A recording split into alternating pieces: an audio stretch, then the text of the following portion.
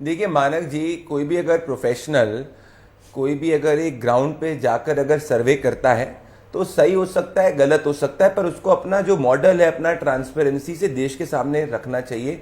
कुछ लोग हैं जो मंडे को चुनाव विश्लेषक होते हैं, ट्यूसडे को वो फार्मर बन जाते हैं, वेंसडे को जाके एडवाइजर बन जाते हैं, थर्सडे को जाके नेता बन जाते हैं, फिर फ्राइडे को जाके कॉलमनिस्ट बन जाते हैं, फिर सैटरडे को जाके किसान हो जाते हैं और संडे को जाके वापस से चुनाव विश्लेषक हो जाते हैं। जो कहा करते थे कि हरियाणा में कांग्रेस पार्टी की या तो आंधी है या सुनामी है या हवा है, तो वो चुनाव विश्लेषकों को मैं नहीं सीरियसली लेता। परंतु जो साइंटिफिक रूप से करते हैं वो कभी सही हो सकते हैं, कभी गलत हो सकते हैं, पर उनको सब सीट की अपना डेटा जो है, अपनी फोटो अगर वो जमीन पे जा रहे हैं, उनके लोग जा रहे हैं, देश के सामने ट्रांसपेरेंटली रखना चाहिए। गलत सही बात नहीं है, इसमें ट्रांसपेरेंसी होने की बहुत जरूरत है। आप अगर बोल रहे हो भाजपा की कितनी सीटें आ रही है, किसी भी पार्टी की आ रही है, आपको ये बताना जरूरी है कि भाई आपने वो सीटें कहां से निकाली, कैसे निकाली, कब ग्राउंड पे गए, कितनी सीटें हैं, क्या उसके पीछे का एनालिसिस है। ये इस देश में एक डिस्कोर्स को बदलने की जरूरत है, जो मैं पहले भी प्रयास किया करता। दैट इज एज अ, आपने मुझसे एज अ सिफोलॉजिस्ट बात करी। अब मैं इसको शुरू करना चाहता हूं। पहले तो आपके सभी दर्शकों को शुभ दीपावली।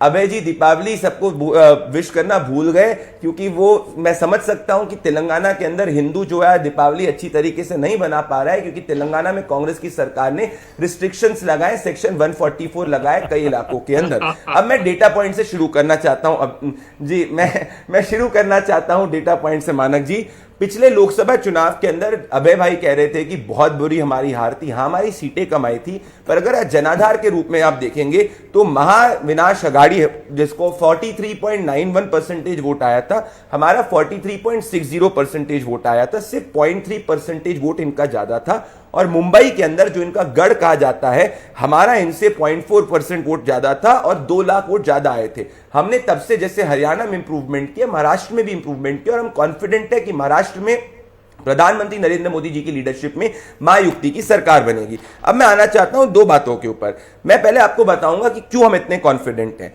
क्योंकि हमने महाराष्ट्र में काम किया है। मैं 2 एग्जाम्पल लूंगा। जैसे शिक्षा की बात करते थे, शिक्षा में हमने इनने 70,000 करोड़ का खर्च किया था, हमने 99,000 करोड़ का किया है। ये दलितों की बात करते थे, इन्होंने दलितों पे 20,000 करोड़ का भी खर्च नहीं करा था, हमने करीबन 26,700 करोड़ का खर्च किया है। और हमने 2 करोड़ महिलाओं को लाडकी बहना के तहत उनके जीवन को इंप्रूव करने का प्रयास किया, जिससे हमको हर जाति का वोट मिलेगा। अब मैं बात करूंगा, ये गवर्नेंस की बात कर रहे थे, उसके पहले इनका प्रोजेक्ट का जवाब देना चाहूंगा। ये है टॉप 5 जो प्रोजेक्ट्स आए क्वार्टर फर्स्ट ऑफ 2025 में। सबसे ज्यादा किसी स्टेट ने बैक किया है तो महाराष्ट्र ने बैक करा है। महाराष्ट्र को देश के टॉप प्रोजेक्ट्स में 20% शेयर मिला है।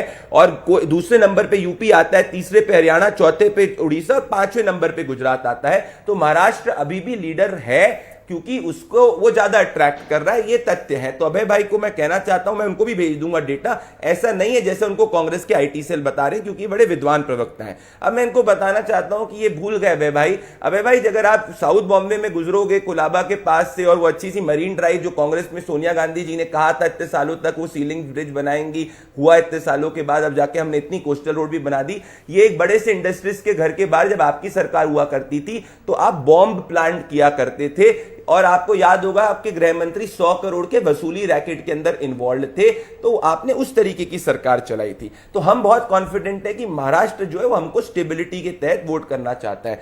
अब बात करते हैं दूसरी।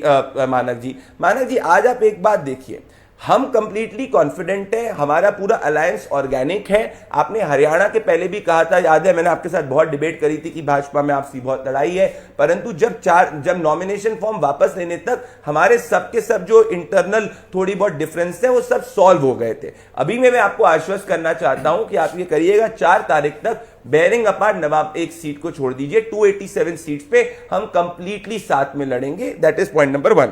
अब मैं अभय जी से पूछना चाहता हूं, वो कह रहे थे कि भाई हिंदू मुस्लिम क्यों कर रहे हो। ये आज का मैं आपको 24 अक्टूबर का बताना चाहता हूं। ये एक फतवा जारी किया गया है झारखंड के अंदर। ये एक फतवा जारी किया है ऑल इंडिया मोमिन मूवमेंट के द्वारा फयान अहमद रजा ने। और इन्होंने कहा है झारखंड के हर मुसलमान को सिर्फ और सिर्फ इंडी अलायंस को वोट करना चाहिए। तो आप मुझे बताइए कि हिंदू मुसलमान की जड़ तो कांग्रेस पार्टी और ऐसे लोग हैं वो करते हैं। ये पॉइंट नंबर 1 है। दूसरी बात मैं आज कहना चाहता हूं मानक जी, जिससे मैं एंड करूंगा, ये बड़ा हमको ज्ञान दे रहे थे। देखिए महाराष्ट्र की राजनीति बदली कब मानक जी? बदली तब जब उद्धव ठाकरे जी ने बाला साहेब ठाकरे जी के विचारों को त्याग दिया था और उद्धव ठाकरे जी ने कहा था कि वो सोनिया गांधी जी के साथ में जाएंगे, और बाला साहेब ठाकरे जी ने पूरी अपनी आइडियोलॉजी सोनिया गांधी के अगेंस्ट रखी थी। तो जब हमारा विरोधी ना एथिकल है, ना मॉरल है, ना आइडियोलॉजिकल है, तो हमारा ये पॉलिटिकल राइट बनता है कि महाराष्ट्र की जनता को 100 करोड़ के वसूली रैकेट से बचाकर एकनाथ शिंदे जी जो बाला साहेब ठाकरे के विचार में विश्वास करते हैं उनके साथ। अब जो अभय दुबे कह रहे हैं उसका जवाब दीजिए। वो कह रहे हैं लोकसभा चुनाव का रिपीट होगा रिजल्ट विधानसभा चुनाव में। प्रदीप, आपकी भविष्यवाणी, आपका असेसमेंट क्या है? मैं बोलता हूं, बोलिए।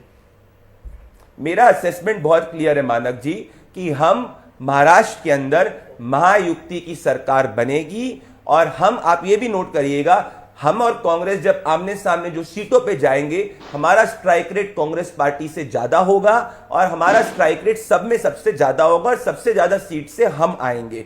मैंने जैसे हरियाणा में भी कहा था मानक जी, जब याद है कि छत्तीसगढ़ 2023 रिपीट होगा, यहां मैं आपको कहता हूं, यहां पे जो कॉन्टेस्ट है वो सीट वाइज कॉन्टेस्ट है, रीजन वाइज कॉन्टेस्ट है। साथ में हमारे पास प्रधानमंत्री नरेंद्र मोदी जी की लीडरशिप है जो हमको एक कैटलिस्ट वोट देगी। हमारे हिसाब से हमारी सरकार कंफर्टेबली बन जाएगी। ठीक है, ओके। अभय दुबे, प्रदीप भंडारी कह रहे हैं जहां बीजेपी कांग्रेस